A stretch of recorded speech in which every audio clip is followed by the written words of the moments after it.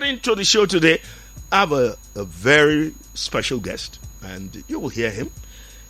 You heard the jingle not too long ago, and he said he approves of the jingle, which means he's behind it. He's for ADC, the ADC Gubernatorial Candidate, and he is Osayan Derek Izedonmwen. I'd like to welcome you to the show. Elder, thank you very much. You did pronounce my name excellently well. That's not very common. It's a pleasure to be here. Thank you. I've been here for over 60 years, so I should be able to know what's right from wrong. Thank you. But you know what amazed me? We actually met for the first time. We've been online talking, phone, WhatsApp, and all of that. But the first time we ever met was about a week ago. And my surprise was, young men like you, well, this is radio, so you don't see how young he is. And I'm not going to necessarily ask him how old he is, but believe it or not, these are the young tops. They are saying, it's kind of like enough. And can we do it better than we've been doing? We've had enough of excuses. I'm sure that's what made you, Derek, to jump into the affray. Very well so, Elder. It is because we are tired of the arrested development that we see today and the stories that we've been hearing. I think there's been a lot of talk, too much of it rather. Edo State is ripe and ready for transformation, and it is time to transform the state. I represent that transformation. I am the bridge between the glorious past and the brilliant future that we see ahead. So we need to stop all this talk. I mean, the current crop of political leaders, most of them need to step aside. They need to retire because they've brought nothing but pain, wasted resources, and arrested development. It's about time we move forward with the right set of leaders. It sounds a bit like where Kamala Harris is there battling with Biden. Age is now an issue. And to be honest, I think, for me, it represents a future. One is the young people who are going to live for another 40, 50, 60, 70, 80, 90 years. Why don't we give them a chance? Did you find that kind of enthusiasm as you were going from one campaign ground to another, from one war to another? Yes, indeed. I think one thing that struck me is, be it in Auchi, in Igwebe, and even in Benin, you can feel it in the air. You can hear it from the people. People are just tired. They are tired of the APC. They are tired of the PDP, and even the Labour, because they believe people have been moving from, the same people are in all these parties. And apart from the flag or the parties, they just want fresh thinking. They just want something new, a new dawn. And that, in fact, has given me more impetus, more energy to continue on this path. So yes, we are really ready for change. Not because I'm saying it, because the people out there are saying it.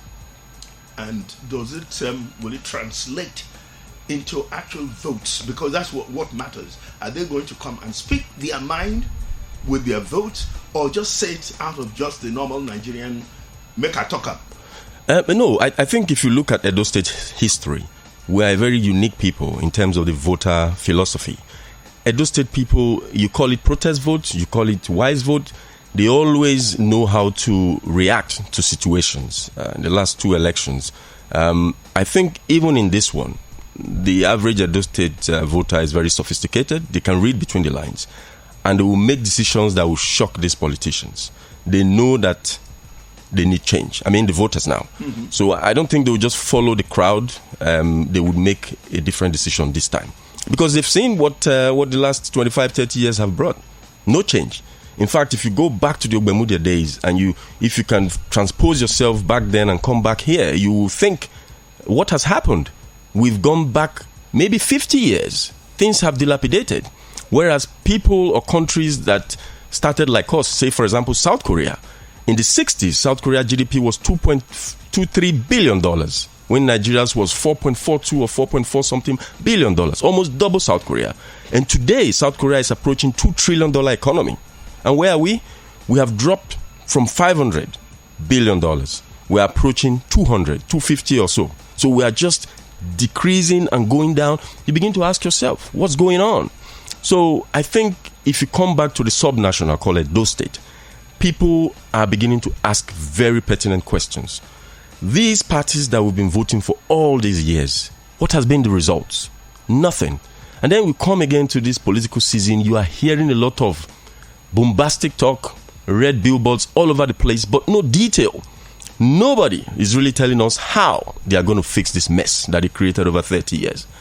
I stand boldly to say I am the only person that has the how, and we'll talk about it as we progress. Sure, because one of the things that has bothered us is between campaign promises and actualization.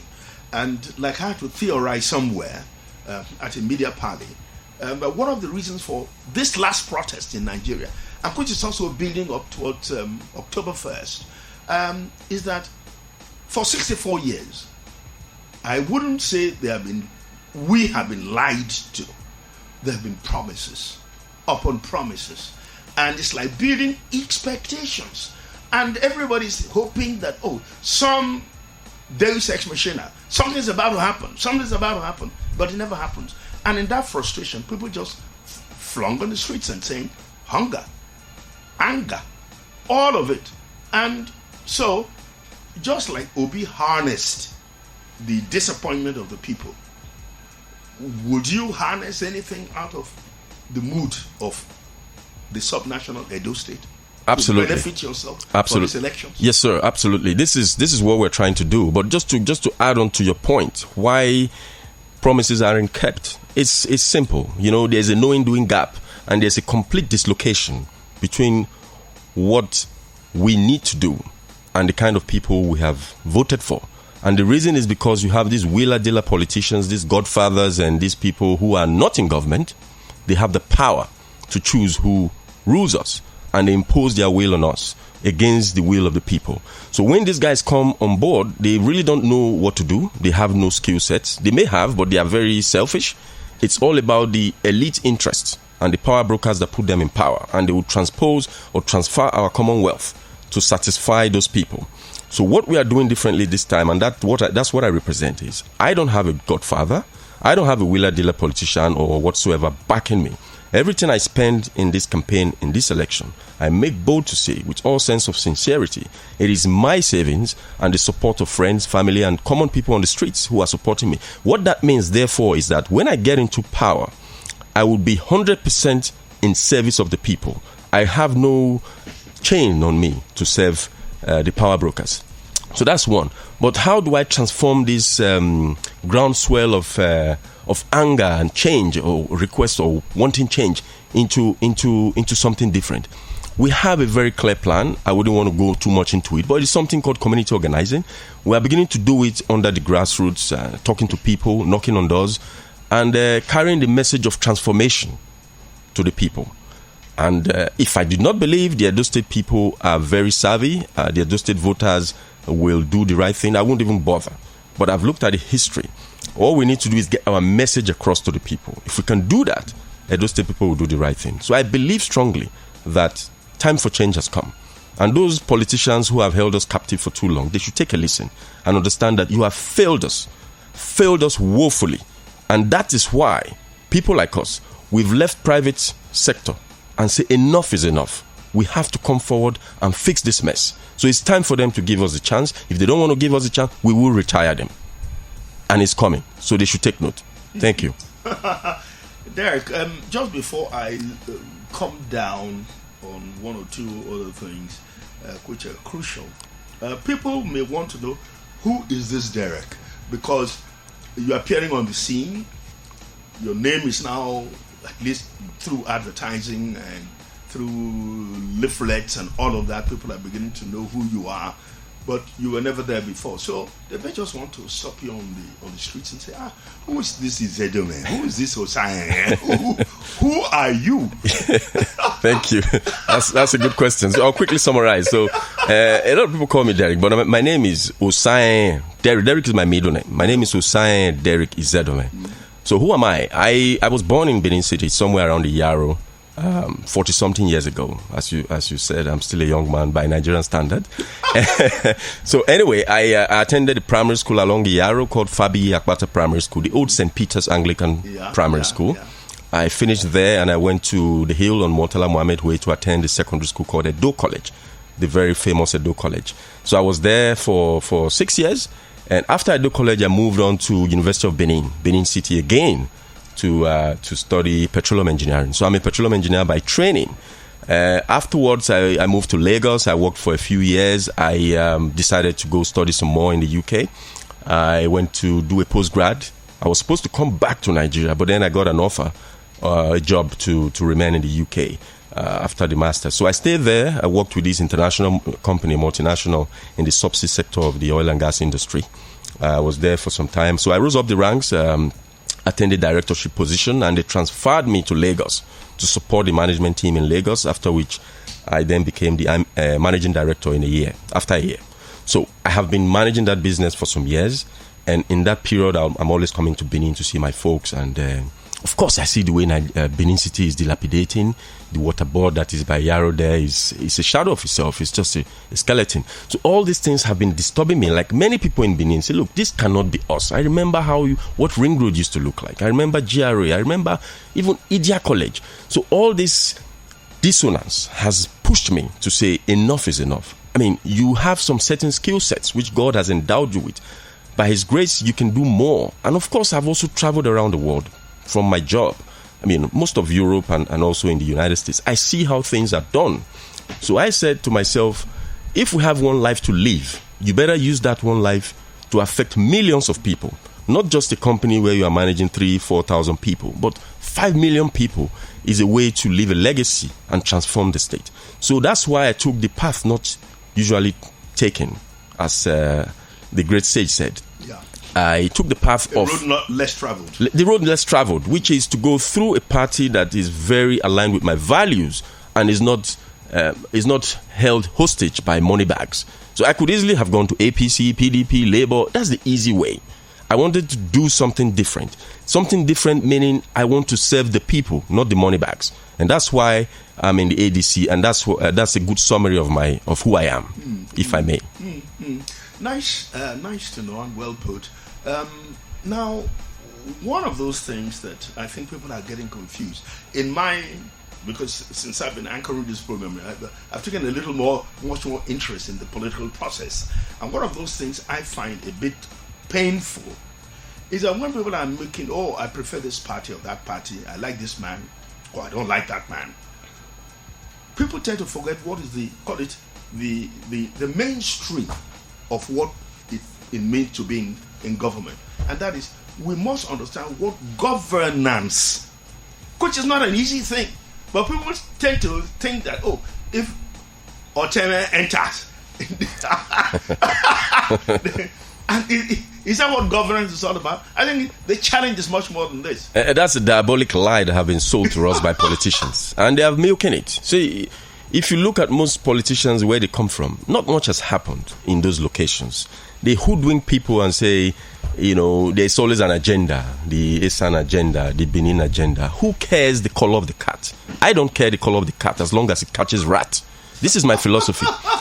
It doesn't matter the color of the cat as long as you can bring some rat home or kill some rat. That's it. If you look at most industrialized countries in the world, it's not about the tribe or the tongue of the leader.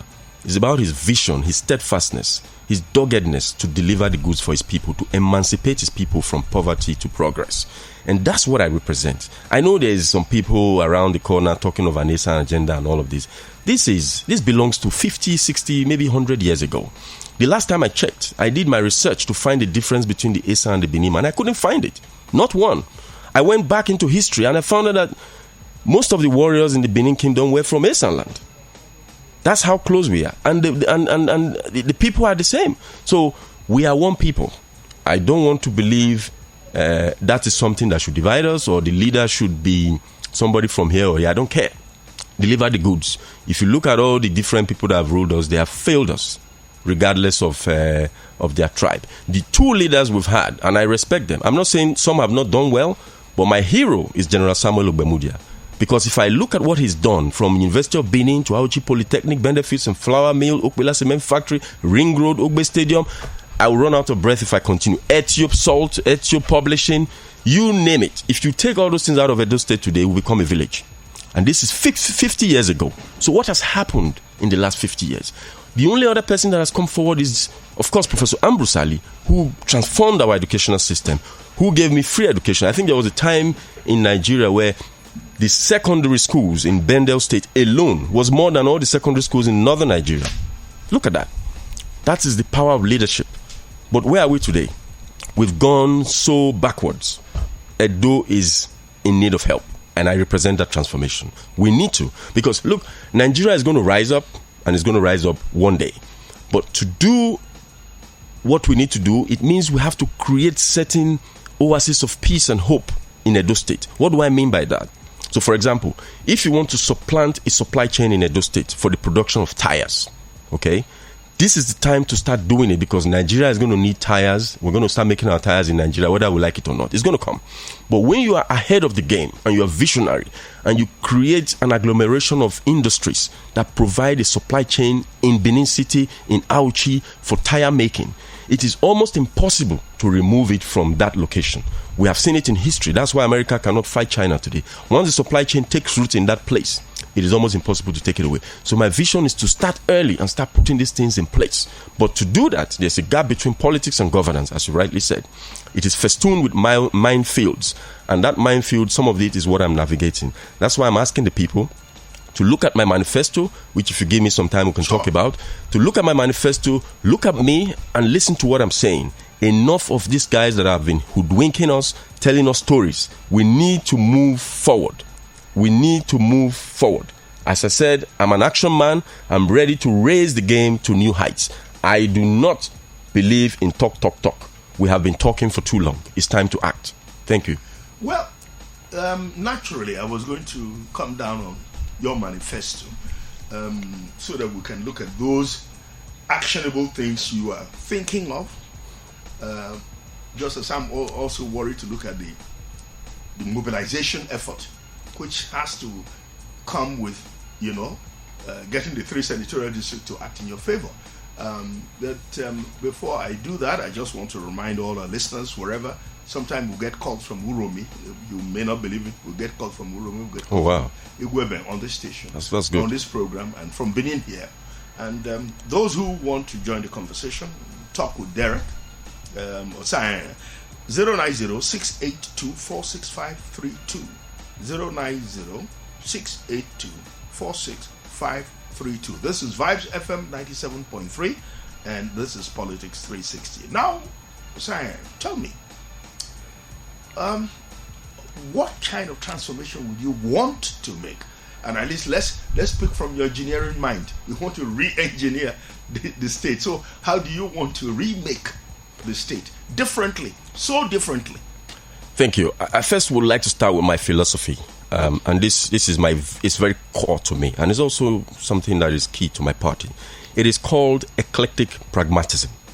Eclectic pragmatism. What does that mean? Eclecticism meaning we can cut and dice from different parts to make a whole. We don't care really, as I said, the color of the cat, as long as it catches rat. Okay. Then pragmatism means the practicality of how to do things. We are not slaves to dogma. We are following pragmatic solutions that can emancipate our people. What works? Yes, what works, basically. So eclectic pragmatism. But your other question is how would you want to translate? How would I want to transform Edo State? Yeah. It is embodied in my manifesto agenda, which is called the RAIISE agenda. So R stands for rural revitalization. A stands for agriculture. I stands for industrialization. The other I stands for infrastructure. And the S stands for security. And E, of course, stands for excellence. Now, I can take each of them one by one. But just to let you know, the R and the E are the extreme. And in the middle, you have A, I, S, which is the 4 legs of the table. Now, I pick agriculture first of all because if you look at industrial countries, be it from the Hansards, or even going back to the Venetians, and then the Hansards, and the Dutch, and the English, and the Americans, and the Japanese, and the Germans, all the way to the South Koreans and now the Chinese, it all starts from transforming an agrarian society into a middle economy. There's no shortcut. You can't start to do algebra if you don't know arithmetic. And you can't do algebra you can't do calculus if you don't know algebra. It's that simple. In common sense, you can't run if you don't walk. Sorry, you can't even walk if you don't creep. So agriculture, because if you look at our current situation in Nigeria, we are suffering from a structural deficit, or a structural deficit economic problem, where we are having a balance of payment problem. So we don't have enough dollars to meet our demand, and therefore the naira is tanking. How do we bridge that as a subnational? It's quite simple. We have to go back to the land. Your land, by the way, is the primary source of wealth, be it in agriculture or be it in mining and other resources, water and all of that. So building, urban development. Urban development. So the land is the key. So we want to kickstart agriculture in the way that will what I call democratize prosperity.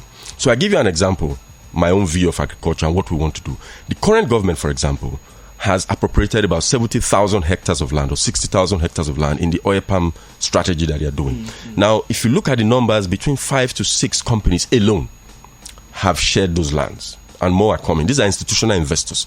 And all that money is either in Lagos or in Sweden. They are not anchored in Benin. They don't have headquarters in Benin. And they pay our people 100,000, 200,000 salary. I say no to that, because that is carrying our wealth away. What we want to do, quickly, I will explain that strategy, is to say, no, you can take 30,000 hectares of that land and give these institutional investors. And the remaining 40, 50,000 hectares, I want to go to Oyekovia or Oyekorion and say, Mr. Osakbolo, come and take 1 hectare of land. Osasu, take another hectare of land. Thousands of villagers like this, be them teachers or kind of like what the Chinese did, kind of communes. Exactly, and it's the pooling of the energies of the people. Thank you. In 1 hectare, practically 1 hectare each. 1 hectare each makes a big. And I'll give you the numbers. We've done the number. It's amazing. So Osakbolo, thousands of Osakbolo take 1 hectare each. Say 50 or 50,000 of them. Yeah. But let's go to Osakbolo. It takes 1 hectare of palm oil. We've done the maths. Tenera palm oil, which has a small seed and a big flesh. In 22 months, that palm oil will be producing palm oil fruits. In 1 hectare of land, in 1 month, you can get 4 tons of palm oil, fresh fruit bunch, which is FFB. Now, if you process 1 ton of FFB, or if you process 4 tons of FFB, you get 1 ton of high quality palm oil. 1 ton of high quality palm oil today is $1,000 in the market.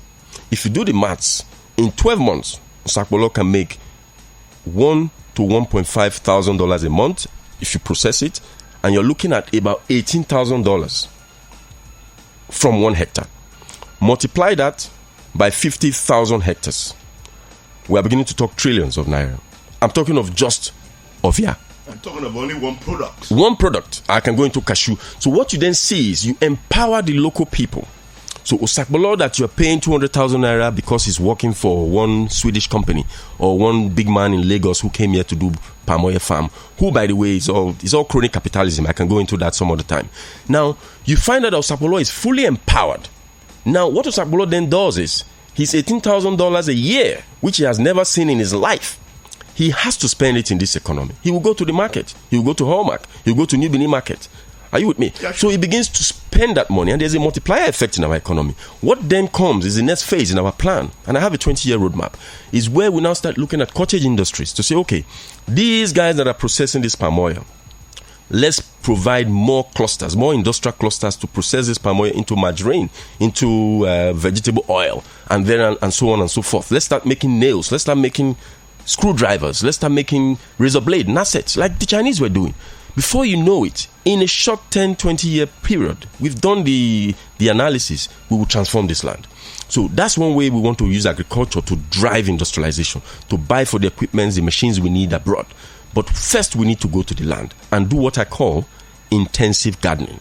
So Osakbolo farm that I just explained is what we call intensive gardening. More productive, more efficient, and then you keep the wealth in the rural areas, which closely ties to my rural revitalization strategy, which is to take development away from, not just away, but to take development to those rural areas, such that a Sohe that leaves Oriomo to come to Benin to be a house girl will not even need to. We don't need to, because all I need to do is to give a Sohe 20 goats, okay, and say, farm, own your 20 goats.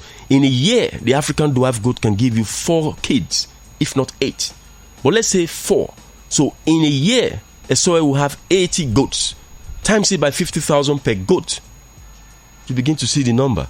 80 times 50 is 4 million or thereabout. So this is just 40 million, if not the 4 million.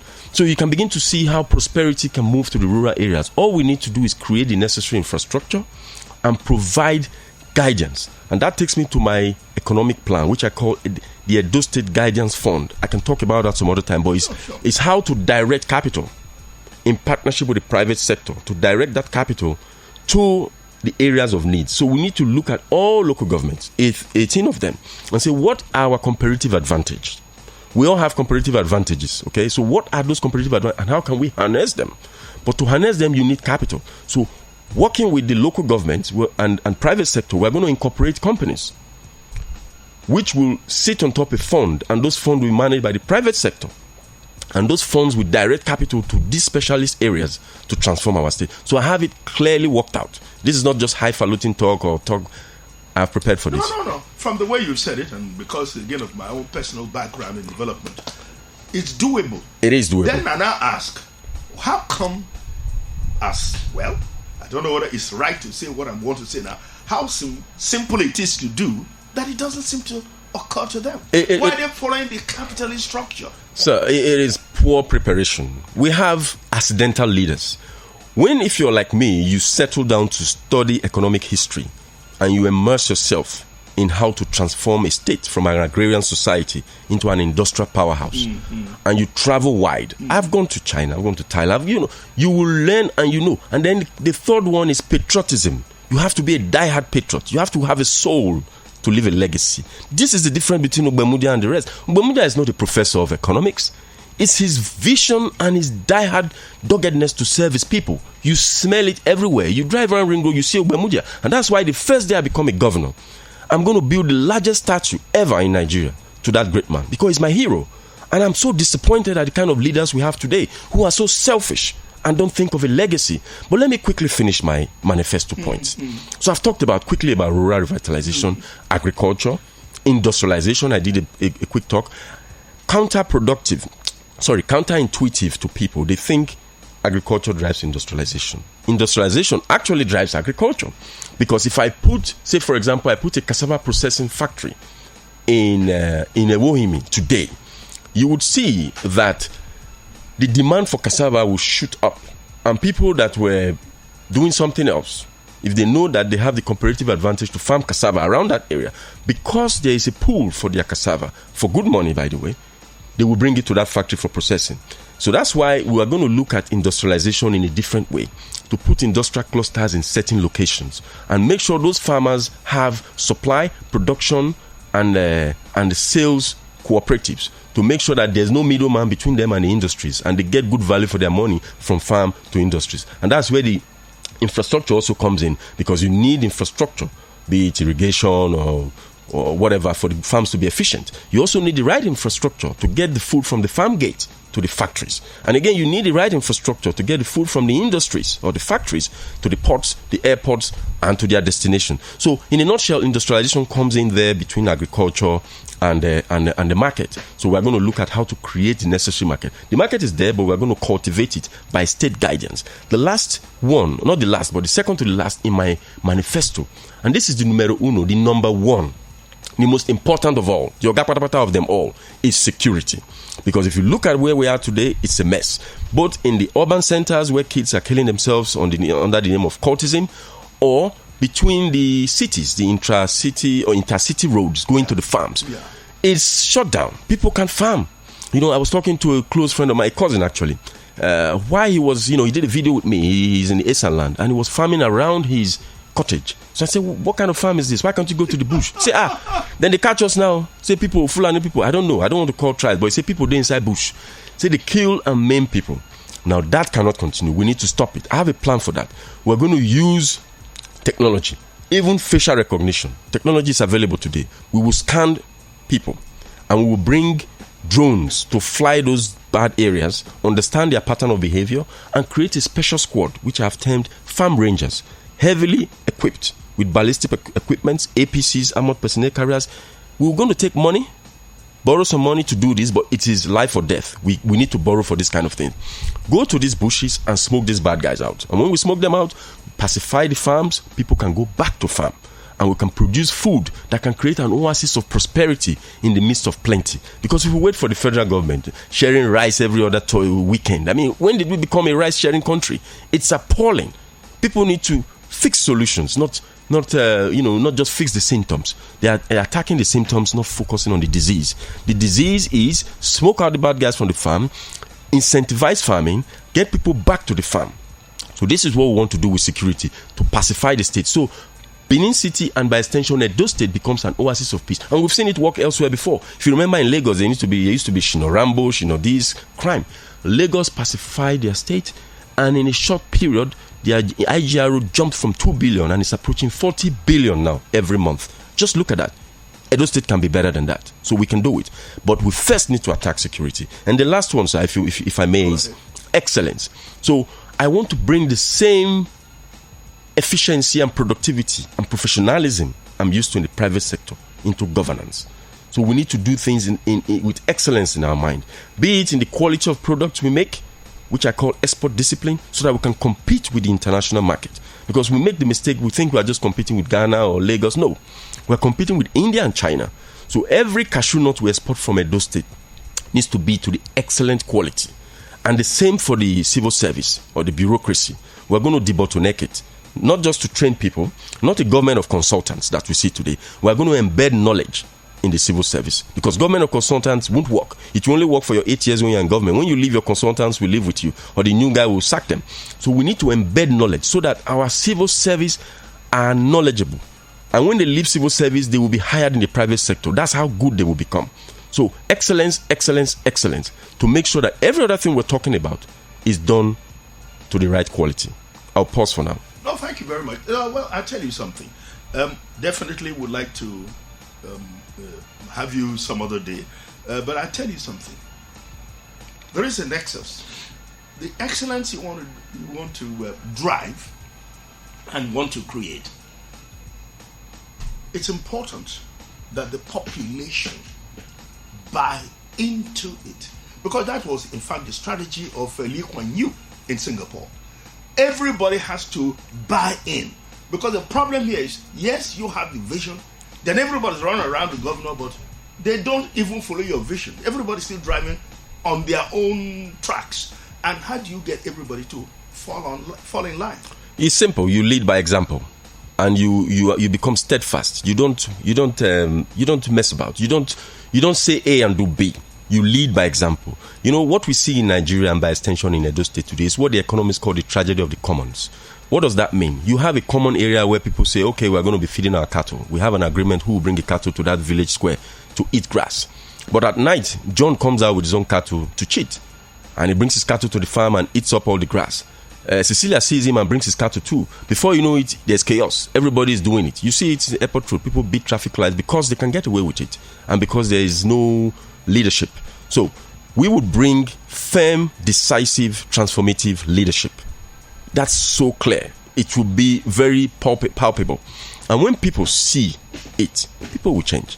You are seeing people being disparate in their thoughts and not following the guide, or not doing what they should do, because the leadership fall back again to what yes. They will see their taxes. The crisis in Nigeria is the crisis of leadership. It's the crisis of leadership. I mean, Chinua Achebe said it in his book, The Problem with Nigeria. He said it there. I've forgotten the page. It's a leadership problem. Because why do I say that? Look at history. If you study economic history like me, you will see that it's always leadership. Leadership. I tell you, young King Henry VII in 1497 or 1484 came back from Europe, from the Low Countries, Holland and Belgium, and saw that the wool that they farm in Europe, in UK, goes to produce woolen clothes in Europe, and they buy it for 10 times the price. So when he became king, he said, no, we need to stop it.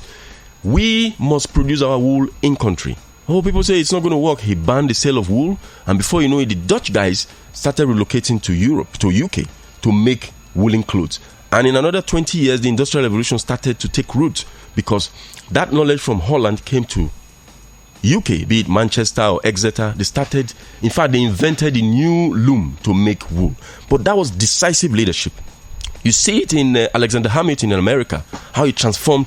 If you look at his subject of the manufactures that he gave, 1791, he gave that lecture in the Parliament of America and said, guys, we cannot continue to be a corn farm like Nigeria. America was a corn farm for Europe. And he put his feet down and transformed America. If you go to Lee Kuan Yew, you mentioned, if you go to Japan during the Meiji dynasty in the 1890s, in Japan, that's how they did it. If you go to Bismarck in Germany, 1890s as well, they copied and they just said, look, we can't do this. It's all about leadership. Leadership. The Edo State you see today that looks like a village, I guarantee you, with the right leadership, it can be like Dubai in 25 years. It's not impossible. We have the resources. Edo State, for example, sits on the largest reserve of gas per capita in Nigeria. What are we doing with it? We should be exporting power to other states. We can do it. Yes, we can. It's all about vision and the will to act. And that's why I'm in this race. And that's what I'm bringing to this race. Thank you. Well, if I may ask you, how come... Well, you're not the only young man I've met on this trail, especially in this particular cycle of elections. And I wonder why you all don't hold hands together to pull this through. Because you people are working in the undergrowth. And the other ones, because the attitude is about, the big names, the traditional names. So why don't you hold hands and find a way to lock arms and then go ahead? I've asked myself that question as well. And I came to a conclusion. Although it's not a widespread conclusion, but this is my hypothesis. What you see today is what I call Neopatrimonialism. So there's a new patrimonial state, be it at the subnational and the national level, where you have patrons who have performed what I call state capture, and they have a lot of capital. They now take that capital and they buy patronage. So they have clients, and these clients parade themselves as candidates. They are not real candidates. I'm not trying to be disparaging people. You have a few good people, but most of them are minions to the big political parties. They are just there to do the bidding of the political parties. I don't want to be those people. So the voters will need to look carefully and say, who are the genuine candidates? Who are the genuine people in this race who want to transform Edo State? So if you look at those other people, most of them, not all of them, I can't say everybody. I understand. Yeah, they are just clients of the big parties, and I don't want to stain my white garment. Who want to maybe break down the votes and make yes, exactly. 2 weeks or so or thereabout to the election, they will step down and sell their conscience. That's not who I am. If I want to do that, I would not leave private sector and come into this murky water. I want to serve my people, just like Ogbemundia, just like Professor Ambrose Ali, with all sense of purpose, all sense of sincerity, and leave a legacy that my kids will be proud of, that my family will be proud of, my friends will be proud of, you will be proud of. And that's why I'm in this race. I don't want to, but that's just to answer your question. Yeah. So there's a lot of parallel routes, and these guys are mostly under the control. So there's a puppet master controlling these puppets. I don't want to be such a puppet. Well, yeah, we know that exists in Nigerian politics, which is rather sad. But turning on to something which a bit, luckily you are a petroleum engineer. So let's talk about oil. I find that the Nigerian oil situation is in a mess. It's fundamental to this economy, at least for now, because of the way we run a very unproductive governance, both at the national and sometimes on the subnational levels. We find that what is making our situation very awkward. How dare some head of state sell all the oil to somebody else in the futures? And whereas there is a way in oil sales in Amsterdam, when you sell these things in the futures, which has a purposeful thing. But what we've sold them for loans. And even Julius Berger sometimes paid with oil, which means the oil you need to distill and turn to PMS and other products is all gone. I mean, it's not a shame of a country that here is Dangote somewhere, cannot even get a drop of Nigeria oil to distill. Even the 2 refineries you have in Edo State cannot get oil. Some of the modular refineries. It's a shame. And so while this goes on, you find that we are not generating income. And therefore, the only way the federal government survives is to print money. And the more they print money, the more they drive inflation. Yeah. And the more we're driving at nothing. Isn't that a shame? It is a shame, sir. And I come from the oil and gas industry. But you see, what you have is leadership rascality. Because they get away with it, they continue to do it. in Nigeria today, we face a grave economic imbalance. Absolutely. Driven by what I call structural trade deficit. And this structural trade deficit is rooted in our reliance on imported food, imported energy, specifically refined petroleum products that you talked about, and manufactured goods. This reliance, not only depreciates our naira, but also forces us into a cycle of subsidies and high inflation, or high interest rates, increasing our national debt. You see, it increases our national debt and stifles economic growth. And recent policies, which I'll come to by the current federal government, have only worsened these challenges, pushing Nigerians into poverty. It's high time we broke this cycle of poverty, this vicious cycle. In Edo State, though, we are not bereft of resources, but of innovative ideas and leadership. By leadership, I mean transformational leadership, which I've been talking about. Yeah. So leaders who are prepared, leaders who are ready to serve and who act decisively in the best interest of the people. But to your point about oil and gas, they said, there's a saying that goes, if the only tool you have is a hammer, all problems look like nails. Yeah. So our governments, government after government, they see every problem through oil. Yeah. Whereas they are swimming in wealth. The biggest resource we have are the human resources and our brain power. So it's about time we start to look at how to harness. I just gave you an analogy of goats or other ways we can make money. How we can do that. Yes, exactly. So, but first, there is the big elephant in the room, which is the rot in the NNPC. Somebody needs to be man enough to fix that institution, which is a parallel government. Not until we fix the NNPC with a probe and put some people in jail, we are not ready in this country. That will be my summary. We need to fix the NNPC. We need leadership, decisive leadership, to look at NNPC, open it up, and fix the rot in that place. No, but the kind of stories we're hearing, because you see, they are all screaming. People like Edo is screaming, Dangote is screaming, which was never there, which means there is something complicit somewhere that we're not even hearing. Which means if you want to probe and straighten NNPC, and of course, ML Lamido has always been talking about the opacity of NNPC. Then it means somebody in government must get his or her hands off NNPC. Yes. So that we can have switching NNPC. NNPC really should be a private entity today. But does it operate like that? No. Why? Your guess is as good as mine, because people are benefiting from this trading patronage within the NNPC. But this is the goose that lays the golden egg. The money from NNPC is not necessarily the money that it's no match for our GDP, but it's what I call investment money. So that dollar is what drives our economy, that we can use to initially seed money to seed our economy for rapid growth. But when that seed money is being stolen, then you see that we are on our knees. I talked about structural imbalance in our economy because we don't make enough dollars. And you would have thought that when you have a balance of payment issue and the dollars are not coming in enough, NNPC is a low-hanging fruit.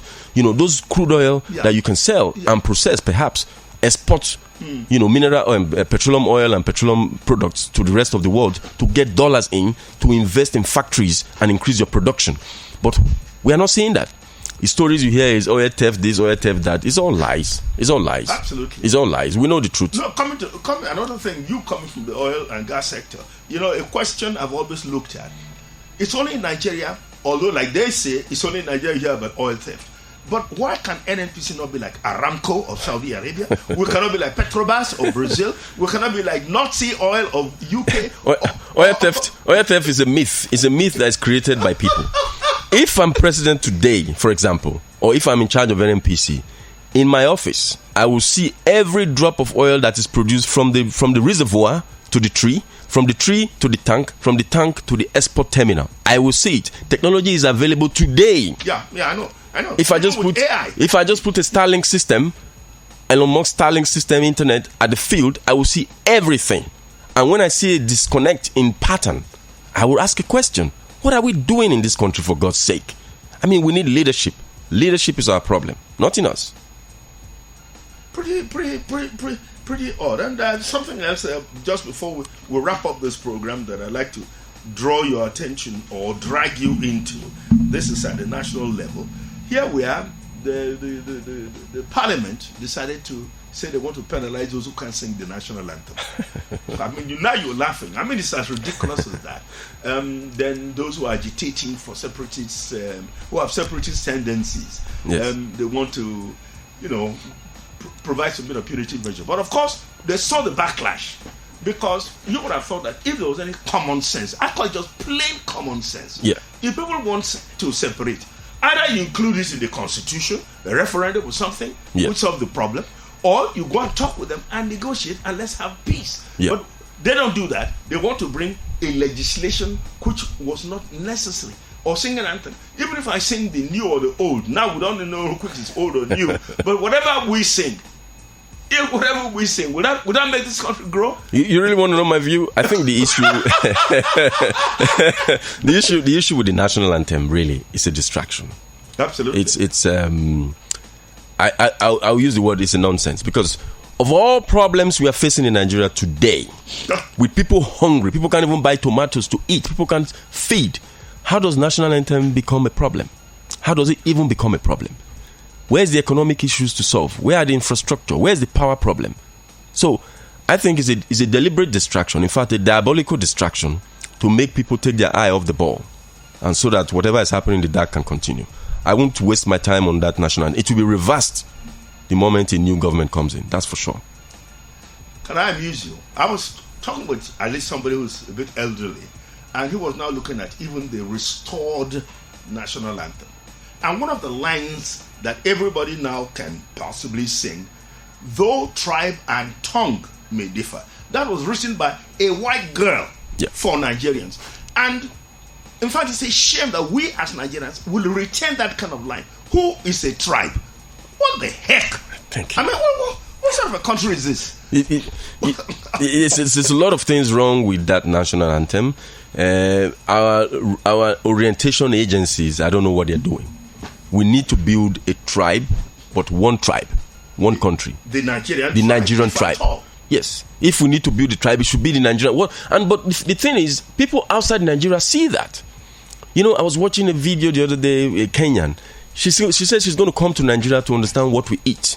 I know. I saw that video. That energy. We go to in my class in the UK. We were the top 10. We beat the white guys in class. Anything we do, we excel. There's something about Nigeria. That is the tribe we belong to. Yeah. They never give up, die-hard fellows. We fight, we do everything with all our heart.